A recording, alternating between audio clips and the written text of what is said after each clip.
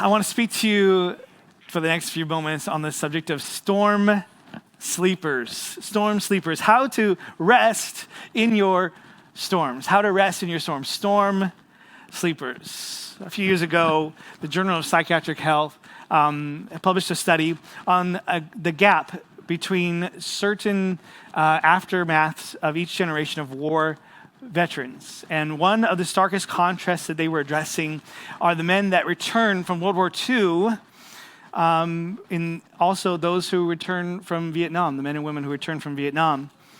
And they realized and recognized that each had a very different future.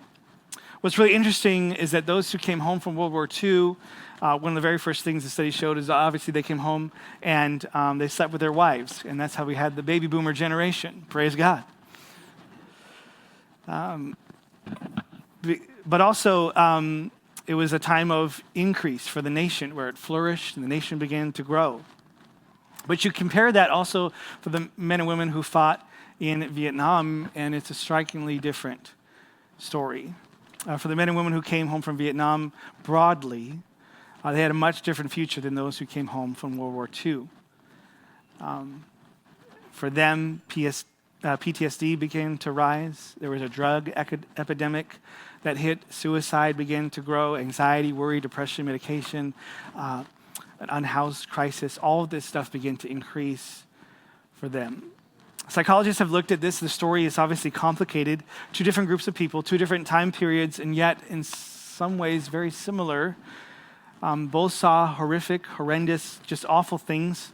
They witnessed things that many of us here will never have to witness, and yet their futures were very different. What's different about these two groups? They actually found something very simple. Here's what they said. Those who fought in Vietnam when the war was over, they, within a few days, were on a plane and back home in their living room. But when you compare that to those who fought in World War II, they didn't get on airplanes when the war was over. They got on ships and they went home. And in many cases, for 2 or 3 months, they were on the water before they were back in their living rooms. What do you do when you're on a boat after a time of war for 2 months? You cry. You process. You mourn. You rest. You sit with people who've gone through the same things that you've gone through. You talk about it. Here's what I saw. Did you see that? How did you feel? This is how I felt when you heard this. You process out loud with others who went through something that you went through. And sometimes you just simply cry.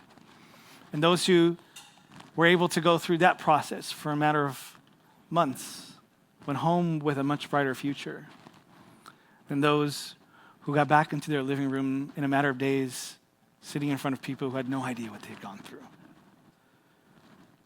The results were much, much different. Now, I don't know about you, but I get most of my news from Twitter, or I guess X. And I have to delete it every few weeks. Why? Because it's really bad sometimes. It's really sad sometimes. And I probably need to cry when I read about what's happening in the world, in other places, the people. But I don't have time to cry. I got things to do, right? And so instead what happens is my soul is desensitized. I find myself, actually my soul becoming eroded from the inside over time because I haven't taken the time to grieve, to mourn, to weep. In many ways, this series on real rest is a simple plea for you and I to find the time, to make the space, to slow down, to cry, to process, to examine the inner workings of our soul, to allow the Lord to bring healing. What would it look like for us to actually embrace the truth that bravery is often found in the waiting, not in the straining and the striving and the white knuckling our way through life. In our text today, I love how Mark doesn't waste any time. That's one of the best things about Mark's gospel. He gets straight to business. Mark skips over the genealogy of Jesus, the nativity story, Jesus' teenage years, and we get straight to grown-up Jesus. And he's right into ministry, his actions, his life. And in Mark chapter 4, we witness Jesus already doing teaching and ministry and miracles. And here's what happens. He tells his disciples that day when evening came in verse 35, he says to his disciples, let's go over to the other side. Everyone say the other side. The other side. Do you know that God, metaphorically, has another side for all of us? That he has another side for you. If you've got breath in your lungs this morning, God has another side for you. Aren't you grateful that he's still working in your life, that you're still being brought from glory to glory, from faith to faith, that he's still maturing you, that there is more to come, that maybe you're not where you should be, but thank God I'm not where I used to be. Come on, somebody. There is another side, that when you come to the cross, you are justified in a moment, but there is a lifetime of sanctification being made more and more like Jesus. Someone say the other side. We're all on a journey of faith to the other side. Faith is a journey with Jesus. But along the way, look at verse 37, a furious squall came up. A storm comes upon their ships. The waves broke over the boat so that it was nearly swamped. Well, where was Jesus? Jesus was taking a nap. Jesus often slept. I love that Jesus gives us permission to take a nap because some of us are going to go do that this afternoon. Amen. Praise the Lord. In Matthew's gospel, it says, suddenly a storm came about. Everyone say suddenly. Have you ever noticed that life happens suddenly? That when you least expect it, things happen, things that you don't expect. You don't expect the phone call to come. You don't expect your boss will call you to their office to give you the news. Suddenly, stuff happens. Suddenly, life comes about. Suddenly, the storms come our way. And Jesus, where is he when the storm comes? Where is he when situations come? They're looking to find Jesus, and they find him in the back of the boat, and he's sleeping. He's sleeping. Now, if you're new to church or new to this text, you might read this and you might get annoyed because it's kind of annoying. Some of you're in a storm today, metaphorically, and you're reading this, or maybe you're at home in a storm right now and somewhere else in the world, but you're reading this text and you're thinking, God, are you asleep in my life? Where are you? Don't you care about my pain? Don't you care about what I'm going through, my feelings? Why are you sleeping, God? Yet the more I get acquainted with Jesus, the more I get familiar with this text, it doesn't annoy me. Actually, it encourages me. Why would you say it encourages you? Why? Because I realize that it's good to know that our God is not shaken by our situation. Come on, it's good to know that your circumstances don't cause panic in Jesus. It's good to know that Jesus is not panicked by what you're going through. Come on, it would be pretty scary if Jesus started panicking. Oh my goodness, you're right. We're all gonna die. Did anybody have a lifeboat? Let's get someone help. We're in trouble. That would be a problem. What if Jesus needed lifeboats? Well, he wouldn't be God. Come on, I'm telling you, your God sleeps in the storms. He's at rest in the storms. He's not moved by the storms. Many times we look at this and we're like, wow, what kind of faith does it take to be unmoved in the midst of chaos? What kind of faith does it take to sleep in the middle of a storm? Jesus, wow, was a storm sleeper. He knew how to rest in the middle of chaos. I wonder if I could have faith like that. That's what Jesus asked. Why? You have so little faith. Maybe I could have faith like that. It's important to know that in order to have faith in the moment of crisis, you have to have faith before the crisis comes. So many times we think, maybe I'll have faith in the moment, but how many you know faith is something that we grow over time, something that's stewarded, something that matures over time. So many of us, we are expecting a foxhole kind of faith that when we're in the moment and bullets are flying, then it's like, oh, now I have faith. But when we look at Jesus' life, Jesus had certain patterns. Jesus had certain practices that he adhered to. And Jesus taught us what it looked like to live on a daily basis in such a way that he wasn't just at rest in the chaos, but he had patterns and practices of rest throughout his life in the everyday life. And I firmly believe this story is not just recorded to us to demonstrate Jesus' raw power. In fact, proper exegesis of this passage would show us that what Jesus was trying to teach us is not only that he is at rest in our storms, but that he wants us to be at rest in our storms. Jesus rested in the storm to teach us to rest in our storm, how to sleep in our storm, how to be a storm sleeper. There's situations that we go through in life that cause us stress, worry, anxiety, fear.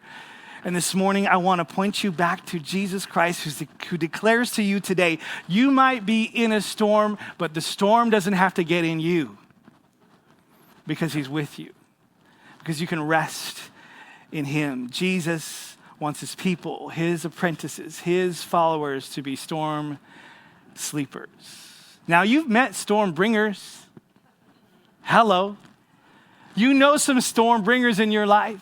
People who bring chaos wherever they go and leave a wake behind them wherever they leave. But there's something about a storm sleeper. Something powerful, attractive, transforming when someone knows how to be calm, collected, intentional, clear-headed, and grounded in the midst of chaos and confusion in the world. Come on, I think we need some more storm sleepers in our world. That's what the world needs. People who are not reactive, but know how to respond. People know how to be present to what God is doing in the moment. I want to show you three basic principles of Jesus' life that I believe that we need to build into our life. The thing about Jesus is that he structured his life in such a way that he was at peace, even in the midst of storms. And we can stand our ground. We can be at peace and at pace with God's Spirit, even in our storm. And so the first practice of a storm sleeper is slow and simple. Slow and simple. How about this side of the room? Why don't you say slow? Come on, you guys can be included. Slow. Simple.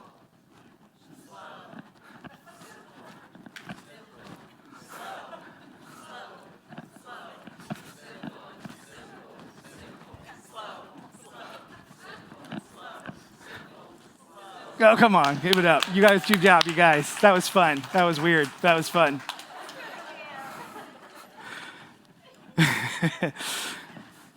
How many know we live in a culture that is addicted to being busy? How you doing? I'm busy, bro. I'm busy. I know people who don't have jobs, but they're busy. And it's not just out in the world, it's in the church, it's in the house of God too. In fact, I grew up in church. I've heard all the cliches. We got some crazy cliches in the church. I've heard one church I knew had a motto, we're the church that never sleeps. How many know if you don't sleep, you're going to get sick? This church is sick. Here's another one I've heard. I'll take a day off when the devil takes a day off. What? Last time I checked, the devil loses. He's defeated. He's finished. We're taking our cues from the devil now? That's a loser strategy. That's a losing strategy. Please know this. And I might say this over and over again, but your God is not busy. He's not a busy body. He's intentional, but he moves with intention and slow pace. The only person busy in the Bible is the devil and his minions. In fact, there's this story in the book of Job. I love that story. The devil actually has to come and give a report to God. I love that. We could talk about that later. There's a great sermon on that. But the devil comes to give a report, and God says, what have you been up to? He says, I've been roaming to and forth throughout the earth, back and forth, nonstop. The picture of the devil is he's full of busyness. Listen to me, the demonic is never at rest. That's why they're demons. They can't sleep. They don't get a vacation.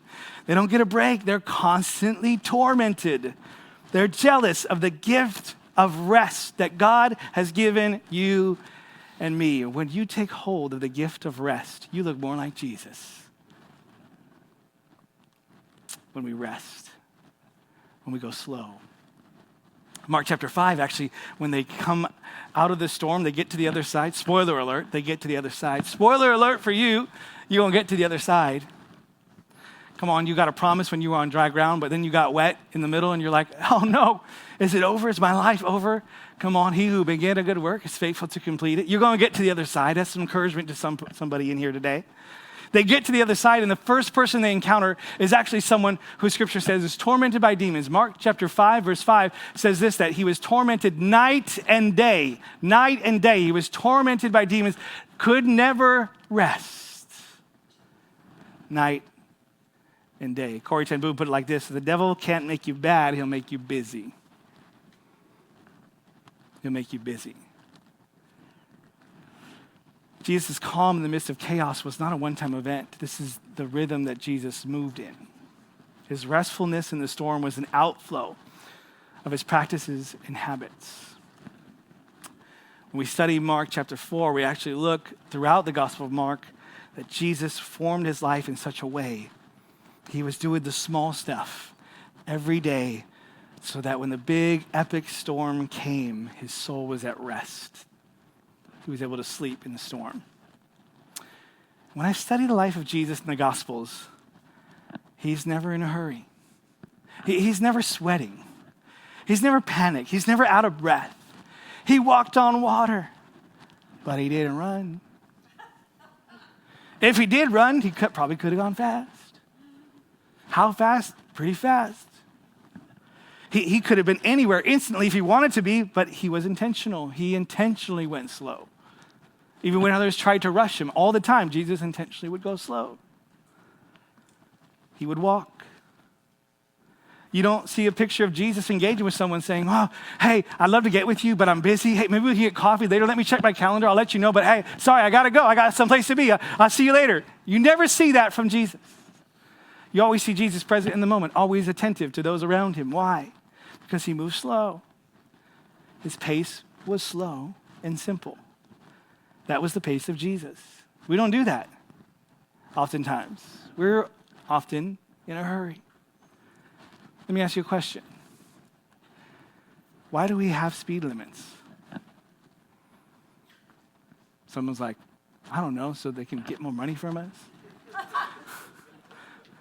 I see some nods. Why do we have speed limits? Why? Because when your pace is too fast, you lose control. When you lose control, you wreck your life or someone else's life. So here's the question. Are you in control of your pace? Or is your pace in control of you?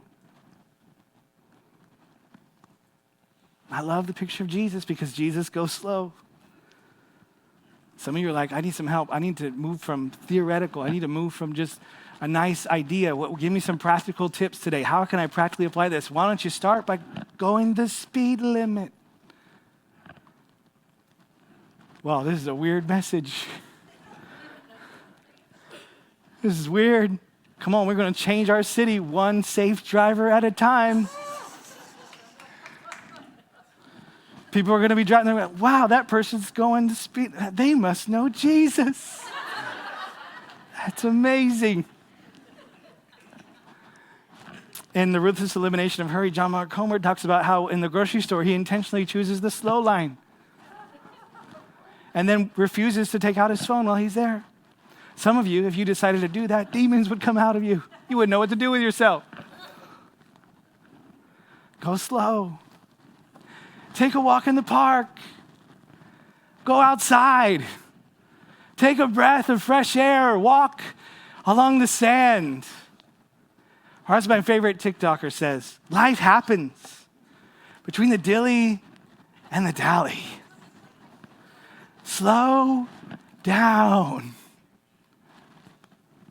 You know, having kids forces us to slow down. In fact, some of you, this is the reason why you're afraid to have kids. And the reason why it forces you to slow down is because every season is different. Every season is different, and if you don't slow down, you miss it. You miss it. You miss precious moments. And so you're forced to say, you know what? I'm not going to be in a hurry, because if I'm in a hurry, I'll miss these precious moments. If you don't slow down, you'll miss the beautiful things God is doing all around you. And that's not just for parents. That's for all of us. God is doing beautiful things all around you. But sometimes we just got to slow down. Jesus was able to sleep in the storm because his pace was slow and simple, but it wasn't just a simple pace. Jesus chose a simple life. I think we could learn something about that for ourselves as well, especially in our culture of consumerism. Jesus didn't overfill or overcomplicate his life. Some of us, it's like we don't even know what it's like to have a free hour on our calendar. Jesus knew how to live simply. Jesus put it like this in Matthew 8:20. Jesus replied, "Foxes have dens and birds have nests, but the Son of Man has no place to rest his head." And by the way, Jesus wasn't asking for a pity party. Like, oh, poor me, I don't have a place to rest. Jesus was telling those who were coming to follow him, he's saying, if you want to follow me, I just want to let you know that I'm choosing intentionally a life of simplicity, that I'm not filling my life with a bunch of stuff. And that's what it means to follow me. And this was not a cry out to a generation that possessions are wrong. Jesus is not against possessions. He's against possessions having you. Jesus would say to all of us in this room, everyone in this room, most likely you have more than enough. You have more than you need. How many know when you feel like when you clear clutter in your life, clear the closet, clear the garage, it's like, wow, I feel better. I feel light. I didn't lose weight, but I feel lighter. I didn't realize that corner was causing me so much turmoil. I didn't realize having all that stuff was causing me pain. There's something about living lighter. Living with less is actually more. We think that we can maybe get more, be seen by more, somehow we're going to be happier, but it's just not true. And that's why the great scientist Albert Einstein said it this way: possessions, our success, publicity, luxury, to me, these things have always been contemptible.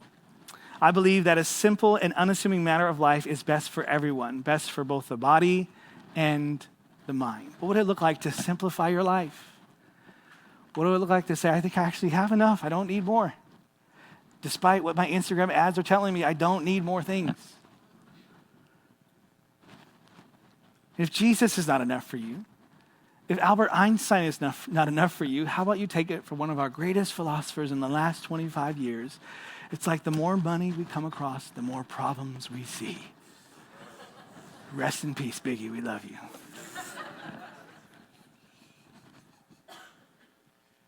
How do you sleep in your storm? Slow and simple.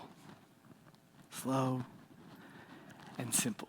But Jesus was not just slow and simple, he also practiced silence and solitude. Silence and solitude. Everyone goes, shh. Jesus, when you look at his life and you study it, how he lived in community. He knew what it was like to have people around him. He had 12 dudes plus some women as well hanging out with him all the time. He lived in community. He traveled the world, traveled the earth with his disciples everywhere he went. In fact, that's what we're doing here this morning, by the way. We're doing community. It's really important that you know that. Jesus actually came to build the church, but the church was not a place. It's not a building. It's not a steeple with a bunch of people inside. It's a community. And we need to know that. Church on Sunday morning is not an event. It's not a program. It's not a sermon. It's not a song. It's not a big LED screen. Society Church is a community community of people trying to look like Jesus, who are walking out our faith in him and a journey that says, hey, when I fall, would you pick me up? And when you fall, I'm going to help you get up again. And we're going to do this together. We're in this thing together. And yet, as much as Jesus was about establishing community and living in community, Jesus understood more and more that as his public ministry grew, his private devotion must also grow. And look at these passages in Mark, once again, from the Gospel of Mark, how Jesus ordered his life. Mark chapter 1, verse 35, very early in the morning, while it was still dark, Jesus got up, left the house, and went off to a solitary place where he prayed. Now, if Jesus, the Messiah, Son of God, God in the flesh, had to go off to a solitary place to pray, I don't know, maybe you and I need to pray sometimes. Maybe you and I need some solitude sometimes. Look at Mark 6. The apostles gathered around Jesus and reported to him all they had done and taught. Then because so many people were coming and going that they did not even have a chance to eat, he said to them, come with me by yourselves to a quiet place. Someone say, shh. Get some rest. So they went away by themselves in a boat to a solitary place. Solitary place. Jesus is teaching you and I there's a difference between being around God and being with God. If the only time you're connecting with God is just around him with other people, then there's not an intimate relationship there. There's not a real one-on-one true relationship. I don't know about you, but man, when it comes to my relationship with my wife, like, hey, we love being around people. We love being around our kids. It's good. It's good to have that. We have people over all the time. We have community group. We have time with our church family. We have time with family. But we also need time with just us to build authentic relationship. Sometimes God looks at his bride and says, I love hanging out with you when we're in a group together, but I also need some time alone with you. And by the way, solitude is not isolation. Solitude is not isolation. Isolation is when maybe you've been hurt or offended or you felt like you're overlooked, and so you automatically withdraw and say, I don't want community. I want to get away from community. I'm just going to get alone, right? Solitude gets a way to refresh so we can be our best for others. Whereas isolation is like, I'm going to get away because I'm refusing or rejecting others, right? Jesus only went into solitude at most for 40 days once. And so my encouragement to you is if you ever find yourself tempted to say, I need solitude for more than 40 days, there might be some more going on there. Say, Lord, could you help me get some healing too from whatever happened? Isolation leads to loneliness, but solitude leads to peace. Solitude leads to peace. And we were praying this morning before we began the first service, but we're praying for you. And someone in the room called out, God wants to bring peace to someone's soul this morning. And that could be you today. You need to find some peace. You can find some peace when you rest in Jesus. Solitude leads to peace. Look at Richard Foster said this, loneliness is an inner emptiness, but solitude is inner fulfillment. Why do we run from the quiet? We're so addicted to noise, right? I got noise, I got music playing, I got headphones at the house, I put something on in my car, an audiobook or a podcast, I get to work and I have meetings. We always have noise. We have noise happening all the time, and we're afraid of silence. Yet so often, if we don't turn it down, we're going to miss the voice of God. He speaks sometimes in a whisper, oftentimes in a whisper. We need silence and solitude. But if I'm honest with you, this is a difficult practice for me because I am a true blue extrovert. I like hanging out with other people. I get energy from being with people. I know it sucks the energy out of you introverts, but I love it. I love being with people for hours. I could just forego all responsibility just to hang out with people. That's the life for an extrovert. I hate being alone. But because I'm a disciple of Jesus, because I seriously want to follow him, seriously want to know him, I'm an apprentice to Jesus, and it's important to him, it's important to me. I've got to fight for solitude so my soul is refreshed. But we hate silence and solitude oftentimes because when you're in silence and solitude, it's just you and God. No one else's worship music, no one else's thoughts, just your thoughts and his. And that's scary sometimes because we've got to face the noise inside of us. We've got to face what's going on. And sometimes people get scared. They're like, I didn't even know that was there. What was that? Someone quick, turn on some worship music, drown it out. That's part of that process of silence and solitude, is confronting what's happening inside of us that we've been drowning out with all the noise of life. It's so easy to just, let's escape to another reality. Let's dream and fantasize about some other reality on the TV screen. But Jesus says, no, in order to be able to go through the storms of life and live at peace, you've got to learn to find peace in your soul in the present with me. And that's what he wants to do in your life. Slow and simple. Silence and solitude. And lastly, how do you sleep in your storm? Jesus practiced stop and Sabbath. Stop and Sabbath. Sabbath, again, is given to us in the creation story in Genesis before the Mosaic law. It was given to us in the Ten Commandments later. But Sabbath comes from the Hebrew word Shabbat. And God, on the seventh day, he Shabbat. He stopped. He rested. The God of the heavens and the universe, he stopped and he rested. And we understand that the early church rested. And those that came from a Jewish background, they would rest on Saturday. Those who came from a Greek background, they began to rest on Sunday. And Paul would later say, it doesn't really matter what day you rest, but you need to stop and rest. It's a part of following Jesus, to stop and rest. Jesus modeled this for you and I. And sometimes when people preach Jesus, they get this convoluted and they think Jesus broke the Sabbath. But actually, Jesus never broke the Sabbath. That's not true. Jesus didn't break the Sabbath one time. Jesus adhered to the Sabbath. Jesus fulfilled the law. Jesus said it like this: I didn't come to break the law, but to fulfill the law. Why did he have to fulfill the law? Because on our best day, you and I couldn't. Jesus became the perfect sacrifice for you and I so that he could become our Sabbath rest. But people think Jesus broke the Sabbath because they don't understand what was happening culturally. During that time, there was a religious group. We know them as the Pharisees, but they weren't very fair, you see. They created an additional 500 rules for the Sabbath. None of these laws were in the Mosaic law, the Levitical law. It was a result of legalism. Legalism is trusting your own works instead of the grace of God. Legalism says if I keep all the rules, if I do just right, then somehow God will owe me something, or I'll be entitled to something from him. Legalism leads to judgment in our heart because we judge others for not measuring up to standards that we've created, even though really we're judging ourselves because we know we don't meet them either. We judge others for what our man-made standards are instead of the standards that God has created.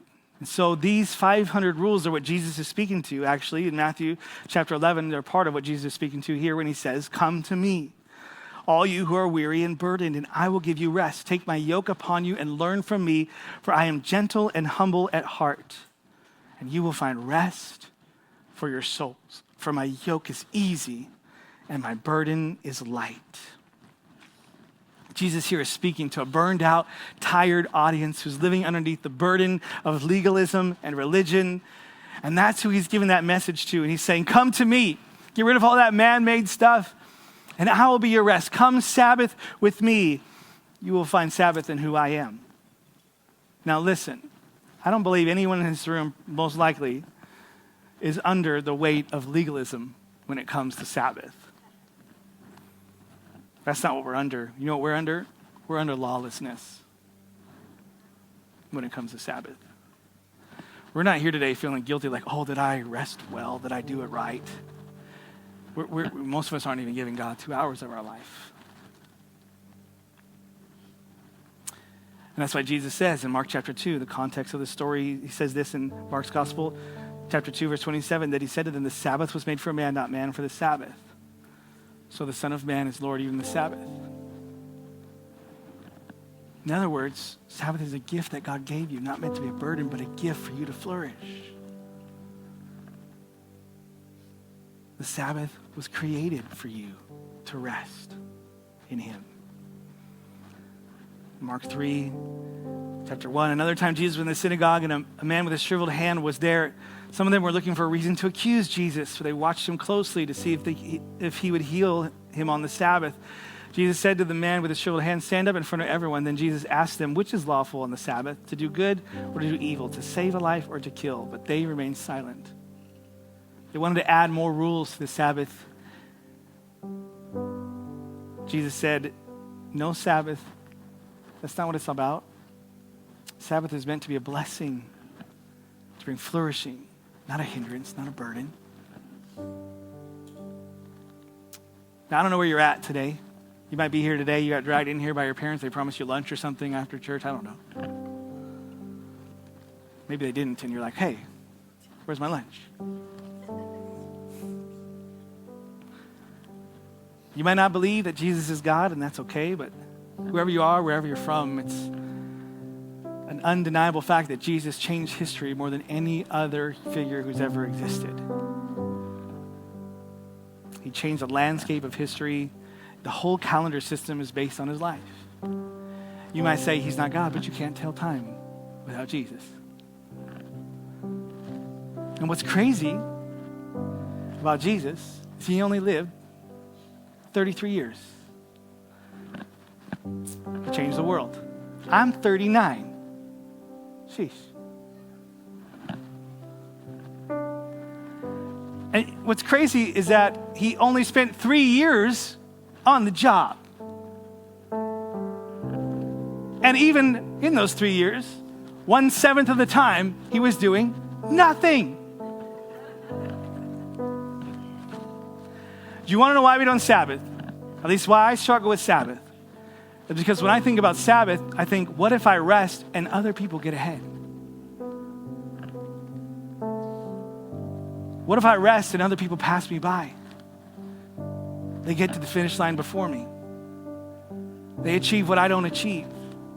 I got to keep working. I got to keep hustling. I got to keep doing more. I got to get more. I got to do. Jesus changes that whole paradigm. He says, watch what I do in 6 days, in 3 years. Look at the pattern of my life. Look at the practices of my life. Watch the rhythm of my life. If I could do nothing with 1/7 of my life, why don't you trust me with 6 days? And I promise you, I can do more with 6 days than you could do with 7. You'll never come in second putting God first. Trust God. He will fill the space. Not Sabbathing is like driving on empty. Don't look around the room, but there's some of us in the room who we don't just drive until our car gets to empty and the light turns on. We wait until it says we got 0 miles left. I know my car. I know how much longer I have to go. Don't worry about it. We'll do it tomorrow. We'll fill the tank tomorrow. Don't worry. It'll be fine. It's fine. Keep going. We like living on the edge. But how many know what you're putting at risk is you might not get to your destination. And even if you do, if you continually live on E and there's no gas in the tank, you'll burn out your engine from the inside. It'll corrode from the inside. Some of us in here, we seem like we have it all together on the outside, but on the inside, our soul is corroding away because we've been running on E for so long. And we're about to burn out. Jesus says, why don't you stop? Get away with me. Rest with me. Slow and simple. Silence and solitude. Stop and rest. Jesus is in the stern, sleeping on a cushion. Sleeping in the storm. He's asleep in the boat. The disciples are panicking. Where is Jesus? How could he? What's going on? Where's Jesus? Teacher, don't you care if we drown? You gotta love Jesus. Jesus doesn't even respond to their question. I love how Jesus doesn't respond to our dumb questions sometimes. He just wakes up, does a little holy yawn, and he just walks up to the stern of the boat. He rebukes the storm. Now, theologians point out that in Mark's gospel, the way this story is written, that he rebukes the storm in the same way that he rebukes the demonic realm. He says, quiet, be still. And he puts the storm to rest. Take a break, storm. Silent, storm. Shut up, storm. Night, night, storm. Time for a nap, storm. You need a vacation, storm. Sabbath, storm. Quiet. Be still.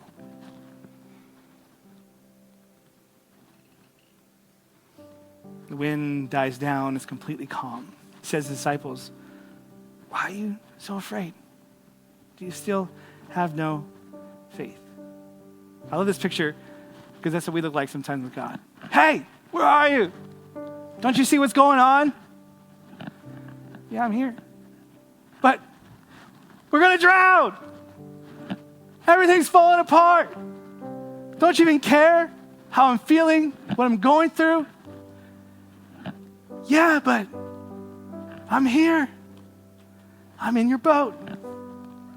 And if I'm in your boat, you're going to get to the other side. It's going to be okay. Rest in me. Rest with me. I'm with you. Scripture says the storm was completely calm. Everyone say completely calm. I want to speak this over your life this morning. Completely calm, like glass. Like the type of water you can see your reflection on. It was completely calm. Completely calm.